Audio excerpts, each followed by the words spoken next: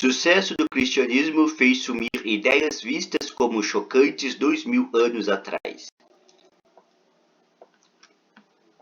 São Carlos, São Paulo, Folha Press. No mundo em que a data de nascimento de Jesus é a base do calendário, mesmo em países não cristãos no qual as pessoas penduram cruzes no pescoço como mero acessório de moda, é quase impossível perceber como ideias que geraram o cristianismo eram contraintuitivas e profundamente chocantes 2000 anos atrás. Em seu mais recente livro intitulado Domínio, o historiador britânico Tom Holland argumenta que o sucesso do projeto revolucionário cristão foi tão grande que hoje ele parece invisível apenas de ainda influenciar até movimentos hostis à religião. A ambição intelectual atemporal é algo que definitivamente não falta à obra de Holland ao longo de 642 páginas. Ele vai das guerras entre gregos e persas do século V a.C. às batalhas das redes sociais dos últimos anos. Seu objetivo é mapear como o surgimento do cristianismo moldou de forma peculiar o desenvolvimento do seu costumamos chamar de Ocidente. Criamos uma maneira de pensar que não seria encontrada em nenhuma outra parte do mundo e que influenciou de forma decisiva o curso da história.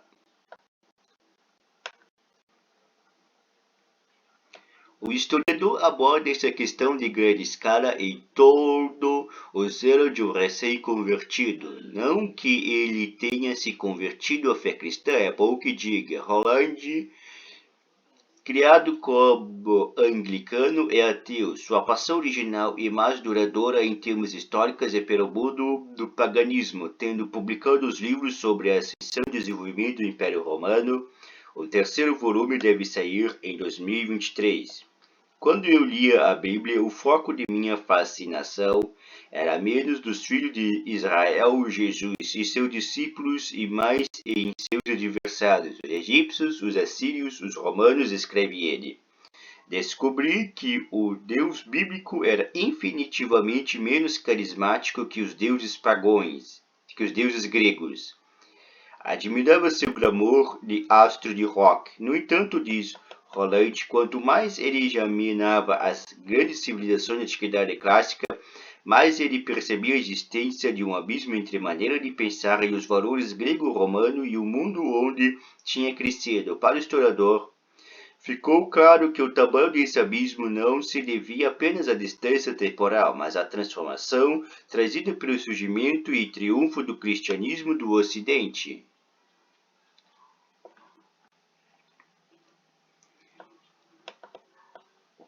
O maior símbolo dessa transformação é a cruz. Na antiguidade, tanto entre os politeístas gregos e romanos, quanto entre os monoteístas judeus, não havia nada mais vergonhoso e digno de asco que o corpo de alguém executado por crucificação. A morte lenta e excruciante, palavra aliás que também vem de cruz em latim, na qual o criminoso nu era exposto à zombaria do público e à cobiça de cães e aves carniceiras, estava reservada aos que eram considerada a escória do mundo. Apenas escravos rebeldes, ladrões de beira de estradas e revoltosos pobres que ousavam se levantar contra o poderio de Roma eram pregados ou amarrados numa cruz.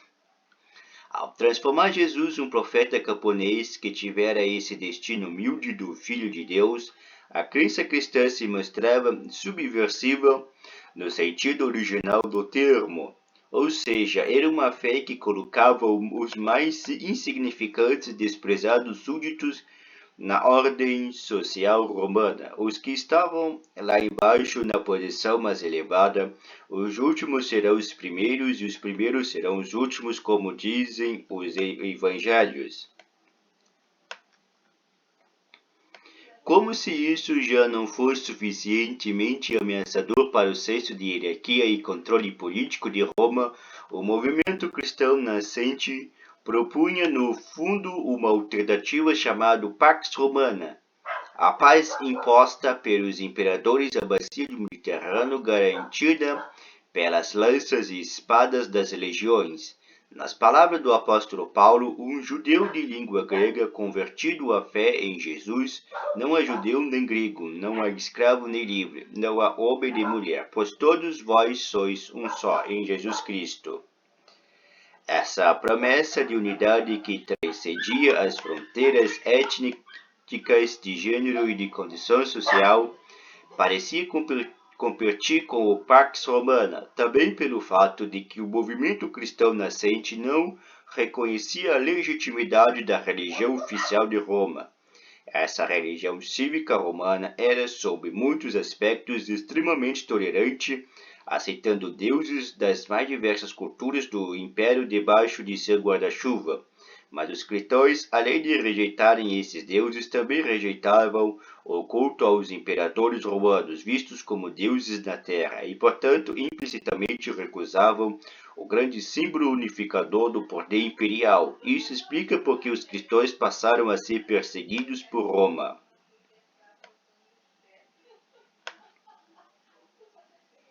É possível que justamente esse potencial unificador tenha sido um dos motivos que levaram o imperador romano Constantino, 272 d.C. a 336 d.C., a acabar com a perseguição aos cristãos e adotar a fé pregada séculos antes de Paulo. Seus sucessores acabariam transformando o cristianismo em religião oficial do Império Romano e por fim da única permitida, com exceção do judaísmo. Parecia uma contradição completa em relação ao caráter original da fé, os perseguidos que se tornavam senhores de Roma e perseguidores. Mas, como Roland demonstrava convincentemente no restante do livro, o DNA cristão original nunca foi apagado totalmente. E isso significava que, de tempos em tempos, a intuição inicial dos seguidores de Jesus, Deus se manifesta na fraqueza e não na força. Os últimos serão os primeiros. Voltava a adquirir força transformadora e desafiava, inclusive, a nova hierarquia criada pela Igreja. Será que Roland não força a barra ao dizer que esse impulso, em última instância, está por trás de movimentos como iluminismo, socialismo e mesmo o movimento woke da internet das últimas décadas? É possível. Uma das falhas do livro talvez seja não reconhecer que as tendências igualitárias e compassivas da tradição cristã também estão presentes em outras correntes religiosas e filosóficas. Tendo esse defeito em mente, porém, a obra é uma bem-vinda lembrança da radicalidade da história que começou 2 milênios atrás. Domínio, o cristianismo e a criação da mentalidade ocidental. Preço R$ 39,90. E-book 642 páginas. Autor Tom Roland, editora Record. Tradução Alessandra Bonrucker. Crítica muito bom.